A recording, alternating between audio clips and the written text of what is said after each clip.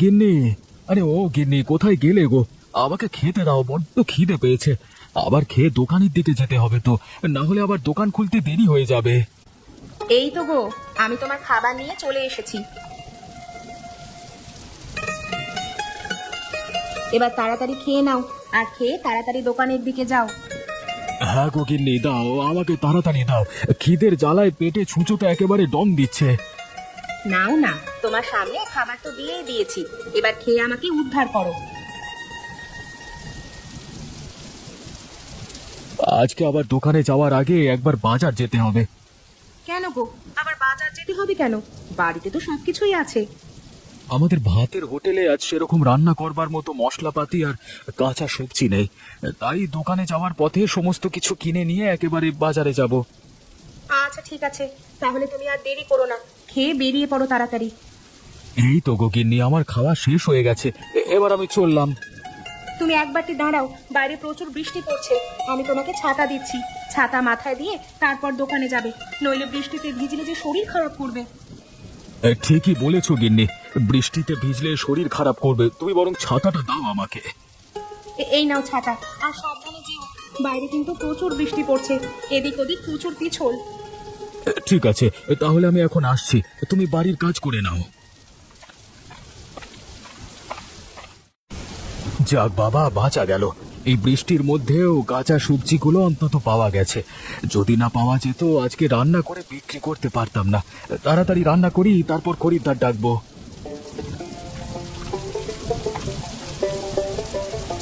আরে দীপক, আরে ও দীপক, তোর রান্না হলো? বড্ড খিদে পেয়েছে, তোর হাতের মাছ ভাজা খাবো বলে আজকে তোর দোকানে এলাম। আরে হরিহরদা যে, এসো এসো, বসো, দোকানের সামনের ছাউনিতে চেয়ারগুলো রাখা আছে, ওখানে বসো। আর আমার রান্না প্রায় শেষের দিকেই, তোমাকে এক্ষুনি আমি খেতে দিচ্ছি। তা বল দীপক, তোর এই ধান্দাটা কেমন চলছে বল, সব ঠিকঠাক আছে তো? ওই চলে যাচ্ছে যা হোক করে, বিধাতার কৃপায় আর তোমাদের আশীর্বাদে। তা কত দেরি তোর রান্না হতে? আমার যে আর সহ্য হচ্ছে না। এই তো গো হরিহরদা, আমার হই এসেছে, তোমার জন্যই খাবার বাড়ছি। হ্যাঁ কই দে, তাড়াতাড়ি দে, বড্ড খিদে পেয়েছে। নাও হরিহরদা, তুমি খেয়ে বলো কেমন হয়েছে, আর যদি কোনো কিছুতে নুন ঝাল কম বেশি হয়ে থাকে তাহলে আমাকে বলবে। আর সে নিয়ে তুই চিন্তা করিস না, আমি গত 2 বছর ধরে খেয়ে আসছি, কোনো দিনও আমি তোর খাবারে কোনো ভুল ত্রুটি খুঁজে পাইনি। ঠিক আছে হরিহরদা, তুমি খাওয়া যদি কিছু লাগে বলবে। আর দীপক, আমার খাওয়া শেষ, তাহলে তোর কত টাকা হচ্ছে আমাকে বল। এই তো তোমার ভাত মাছ মানে টোটাল হয়েছে 20 টাকা। এই নে তোর টাকা, আমি এখন আসছি, আমার অনেক কাজ আছে। তোর দোকানে এসে আবার পরে কথাবার্তা বলবো, ঠিক আছে? ঠিক আছে, তুমি আবার এসো। হ্যাঁ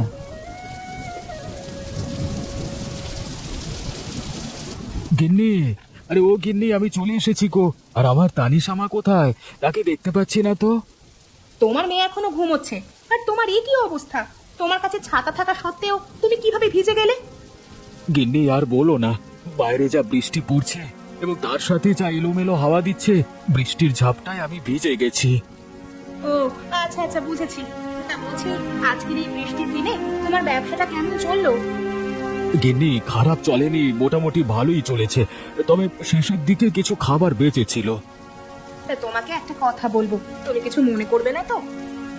না গো গিন্নি, আমি কিছু মনে করব না, তুমি বলো না। আসলে আমার অনেক দিনের ইচ্ছা, আমার কাছে একটা সোনার হার থাকবে, তুমি কি আমাকে একটা সোনার হার কিনে দেবে? ও আচ্ছা, এ ব্যাপার। তা তুমি আমাকে প্রথমেই বলতে পারতে, এত ঘুরিয়ে পেঁচিয়ে বলবার কি আছে। ঠিক আছে, আর কদিন যাক, ব্যবসা থেকে আমার কিছু লাভ হোক, তারপর তোমাকে একটা সোনার হার কিনে দেব। সত্যি তুমি আমাকে সোনার হার কিনে দেবে? আমার যে বিশ্বাসই হচ্ছে না। হ্যাঁ গো গিন্নি, সত্যি আমি তোমাকে কিনে দেব, তুমি চিন্তা করো না। ঠিক আছে, অনেক তো রাত হলো, তুমি এবার একটু বিশ্রাম নাও, কাল সকালে উঠে আবার দোকানে যাবে তো। হ্যাঁ হ্যাঁ গিন্নি, চলো, শরীরটা আজকে বড্ড ক্লান্ত লাগছে, একটু বিশ্রাম করি গিয়ে।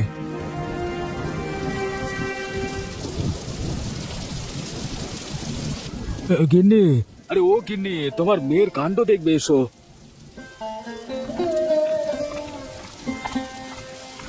কেন গো, কি করেছে আমার মেয়ে? দেখো না গিন্নি, বাইরে এত বৃষ্টি পড়ছে আর তোমার মেয়ে বলছে কিনা আমি আজকে স্কুলে যাব। যত বলছি যে আজকে স্কুলে যেতে হবে না, পরে যখন বৃষ্টি থামবে তখন স্কুলে যাব, সে আর হবে না, এক্ষুনি যাবে। মা, আমি আজকে স্কুলে যাব। আমি কালকে স্কুলে যাইনি, আর আজকে স্কুলে না গেলে আমি স্কুলের পড়ায় অনেকখানি পিছিয়ে পড়বো। তখন আর আমি আগের পড়াগুলো বুঝতে পারবো না। মা, তুমি বাবাকে একটু বোঝাও না। না রে মা, তোকে আর স্কুলে যেতে হবে না। দেখছিস না বাইরে এত বৃষ্টি পড়ছে, আর তোর বাবাও তো তোকে যেতে বারণ করেছে। তুই বরং বাড়িতেই পড়তে বস। মা, তাহলে যদি কালকে বৃষ্টি পড়ে, তাহলে কালকেও আমাকে স্কুলে যেতে দেবে না? দেখো, আমি এই মেয়ের সঙ্গে কথাই আর পারছি না। তুমি ওকে স্কুলে দিয়ে আসো। ঠিক আছে গিন্নি, তাহলে তুমি ঘরের কোণ থেকে দুটো ছাতা দাও, আমি মেয়েকে স্কুলে দিয়ে আসছি। কি মজা, কি মজা, আমি স্কুলে যাব। অত খুশি হওয়ার কিছু নেই। বৃষ্টিতে ভিজে যদি শরীর খারাপ করে, তখন আমার থেকে খারাপ আর কেউ হবে না। তখন যদি আমাকে বলিস যে মা বড্ড মাথা ব্যথা করছে, টিপে দাও, তখন কিন্তু আমি পারবো না। এই নাও ছাতাটা নাও, আর ওকে একটু জলে ভিজতে দেবে না, আর সাবধানে যাবে। ঠিক আছে গিন্নি, তাহলে আমরা আসছি।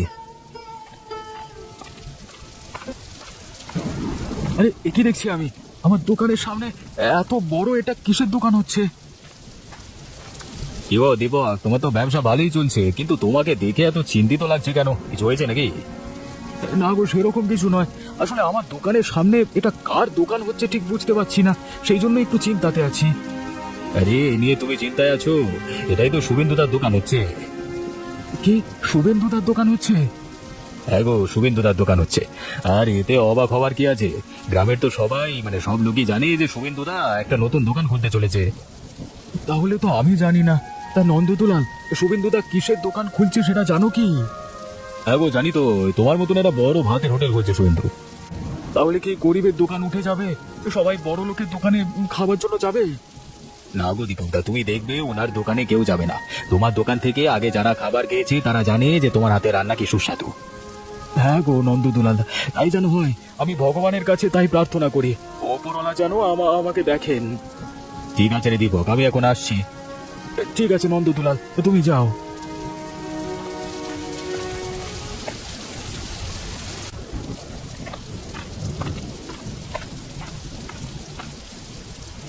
কি গো, আজকে এত তাড়াতাড়ি দোকান থেকে ফিরে এনেছে? সমস্ত খাবার বিক্রি হয়ে গেছে নাকি? তাহলে এবার তো দেখছি পরের দিন থেকে আরো বেশি বেশি করে খাবার তৈরি করতে হবে। আর বেশি বেশি করে খাবার তৈরি করতে হবে না তোমাকে গিন্নি, এবার হয়তো আমাদের সব শেষ হয়ে যাবে। কেন গো, তুমি এমন কথা বলছো কেন? কি হয়েছে আমাকে একটু খুলে বলো না। জানো গিন্নি, আজকে দোকানে গিয়ে দেখি আমার দোকানের সামনে একটা নতুন দোকান তৈরি হচ্ছে। তারপর আমার দোকানের সামনে দিয়ে নন্দদুলাল যায়, তাকে জিজ্ঞাসা করে জানতে পারি আর কদিনের মধ্যে আমাদের গ্রামের ধনী ব্যক্তি শুভেন্দুদা তার নতুন দোকান খুলবে। সে কি গো, তাহলে তো আমাদের দোকানে আর ভিড় হবে না। এখন আমি কি করব, আমি কিছু বুঝতে পারছি না। আমাদের এই গরিবের সংসারে একটা মাত্র টাকা উপার্জন করবার পথ ছিল ভাতের হোটেল। এখন হয়তো সেই ভাতের হোটেল থেকেও আর উপার্জন করতে পারবো না। হে ভগবান, তুমি আমাদের দেখো, আমরা লোকে কি ক্ষতি করেছি যে আমাদের এমন দুর্দশায় পড়তে হচ্ছে। আমার সব থেকে বড় খারাপ লাগছে, তুমি সোনার হার নিজে থেকে আমাকে কিনে দিতে বলেছিলে, আমি কিনে দেবো বলেছিলাম, আর এখন দেখছি আমি সেই কথাটা রাখতে পারলাম না। আর কেঁদে লাভ নেই গো, যা হবার হয়ে গেছে। তবে আমাদের ভেঙে পড়লে হবে না, আমাদেরকে কষ্ট করে যেতেই হবে। দেখবে ভগবান একদিন না একদিন ঠিক মুখ তুলে চাইবে আমাদের দিকে। তাই যেন হয় কিন্নি, তাই যেন হয়।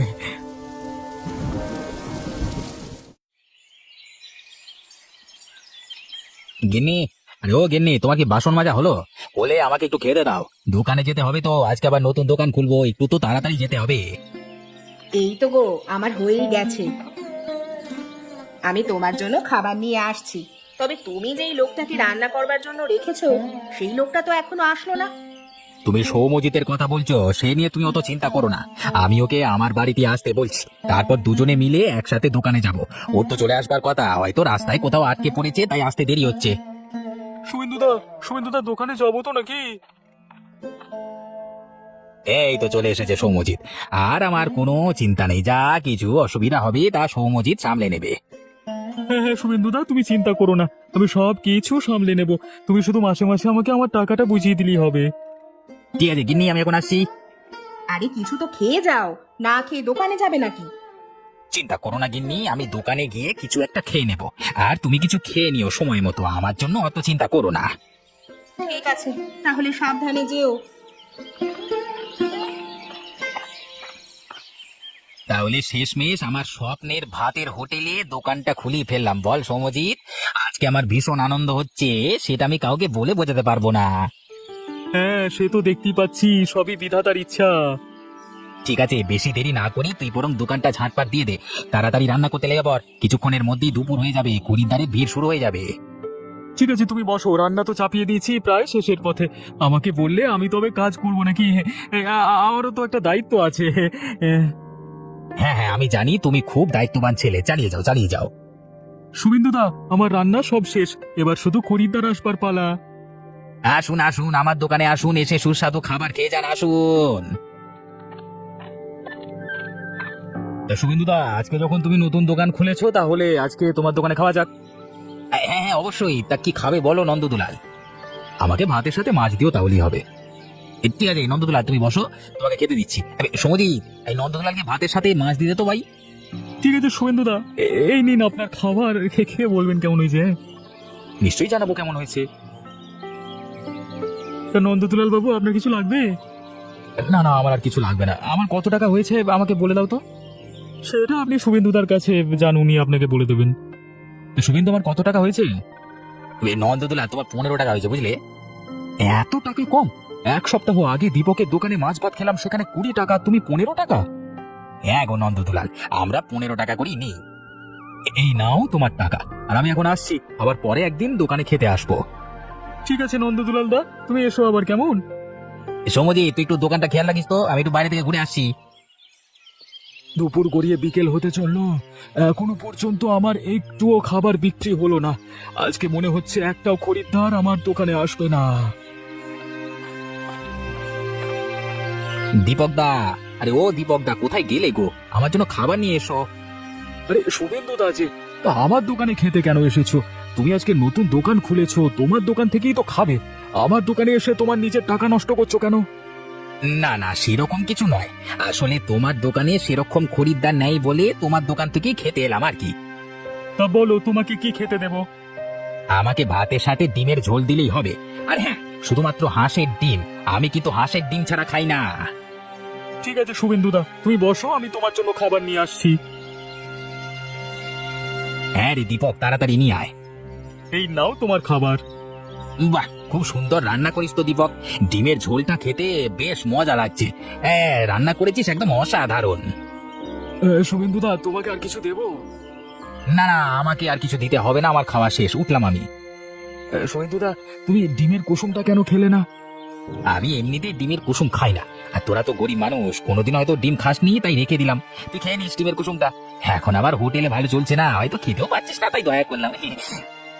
শুভেন্দু দা, এভাবে অপমান না করলে পারতে তুমি আমাকে। আমরা তোমাদের মতো অত বড় লোক নয়, কিন্তু অত ছোট লোকও না যে মানুষজনকে অপমান করব।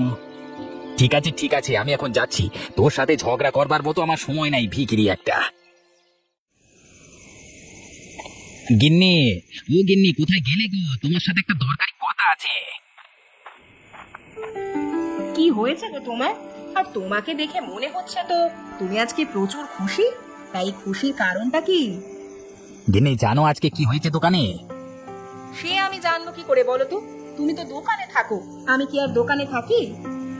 আজকে বাড়ি থেকে যাওয়ার সময় কিছু তো খেয়ে যায়নি, তাই আমি আমার দোকানে খাবার না খেয়ে দীপকের দোকানে খাবার খেতে গেছিলাম, দীপককে অপমান করব বলে। তা তুমি দীপককে কিভাবে অপমান করলে? আমি দীপকের দোকানে গিয়ে বলি আমাকে ভাতের সাথে ডিমের ঝোল দিতে, আর ডিমের সাদা অংশটা খেয়ে কুসুমটা প্লেটের মধ্যেই রেখে দিই, আর দীপককে বলি তোরা তো গরিব, তোরা হয়তো কোনোদিন ডিম খাসনি, আর এই ডিমের কুসুমটা পড়ে আছে, সেটা তোরা খেয়ে নিস। বাহ, এ তো খুব মজার কথা বললে আমাকে। তা বলছি, আজকে প্রথম দিন দোকান কেমন চললো? গিন্নি, একদম দুর্দান্ত চলছে, দীপকের দোকানে একটাও খরিদ্দার যেতে দিইনি আমরা। এ তো খুব ভালো কথা। ঠিক আছে গো, তাহলে আজকে শুয়ে পড়ো, আবার কালকে সকাল সকাল দোকানে যেতে হবে তো। হ্যাঁ গো গিন্নি, আমার শরীরটাও ক্লান্ত ক্লান্ত লাগছে, চলো গিয়ে শুয়ে পড়ি।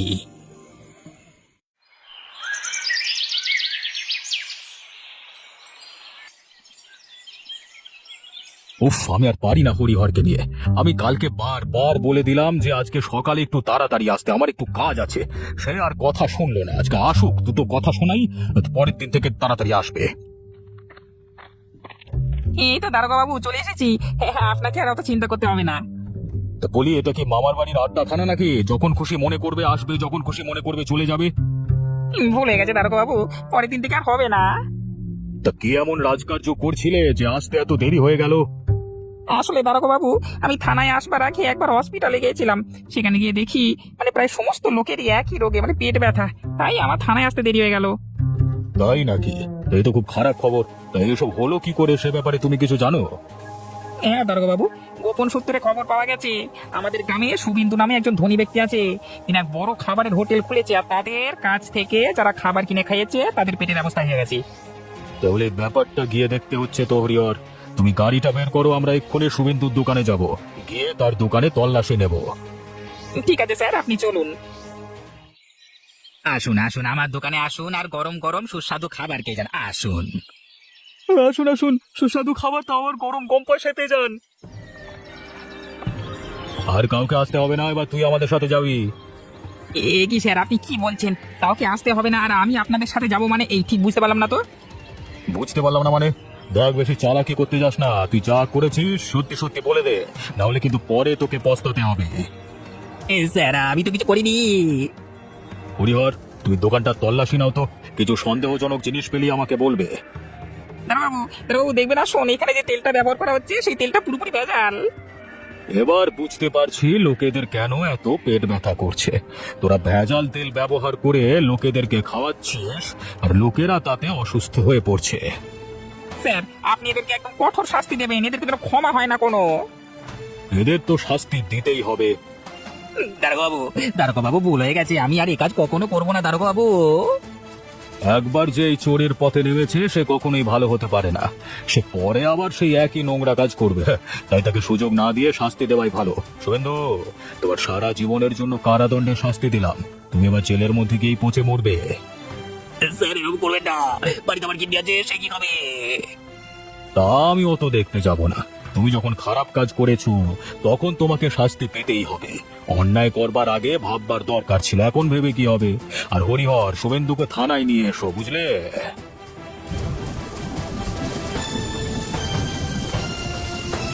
গিন্নি, আরে ও গিন্নি, কোথায় গেলে গো? তোমার জন্য একটা সুখবর আছে।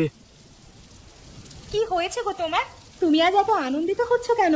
এই তো গতকাল রাত্রি তুমি মন খারাপ করছিলে, আর আজ এত হাসছো যে? গিন্নি, বিধাতা আমাদের দিকে মুখ তুলে চেয়েছে। আমরা আর গরিব থাকবো না, আবার আমাদের আগের মতো দোকান চলবে। কি হয়েছে বলো তো? আমি তো কিচ্ছু বুঝতে পারছি না, আমাকে একটু খুলে বলো তো। আসলে আমাদের দোকানের সামনে শুভেন্দুদা যে নতুন দোকানটা খুলেছিল, সেখানে শুভেন্দুদা ভেজাল তেল এবং মশলাপাতি ব্যবহার করে রান্না বান্না করতো, আর সেই খেয়েই লোকেরা অসুস্থ হয়ে পড়ে। দারোগা বাবু খবর পেয়ে তার দোকানে তল্লাশি চালায় এবং হাতে নাতে প্রমাণ পায় এবং তাদেরকে তুলে নিয়ে যায়। বাহ, খুব ভালো হয়েছে। যারা লোকের ক্ষতি করে নিজেরা বড়লোক হতে চেয়েছিল, আজ তাদের সব আশায় জল ঢেলে দিল। তাই ভাবি, ওরা অত কম টাকায় কিভাবে মানুষজনকে খাওয়াচ্ছে। হ্যাঁ, তা তুমি ঠিকই বলেছ। টাকা আছে বলে আবার আমায় অপমান করেছিল। এভাবে লোক ঠকিয়ে টাকা উপার্জন করবার আমার দরকার নেই। আচ্ছা আচ্ছা, ওসব এখন ছাড়ো। তাহলে এবার আমার জন্য সোনার হারের ব্যবস্থা কিন্তু করতে হবে তোমায়। হ্যাঁ, সেই ব্যবস্থা তো আমি করবই। আমার একমাত্র বউ আমার সঙ্গে সোনার হার চেয়েছে বলে কথা। শুধু তোমার জন্য সোনার হার করব না, আমার ছোট্ট মেয়েটার জন্য একটা গড়িয়ে দেব। আগে কিছুদিন ব্যবসাটা ভালোভাবে চলুক, সবার স্বপ্ন আমি পূরণ করব।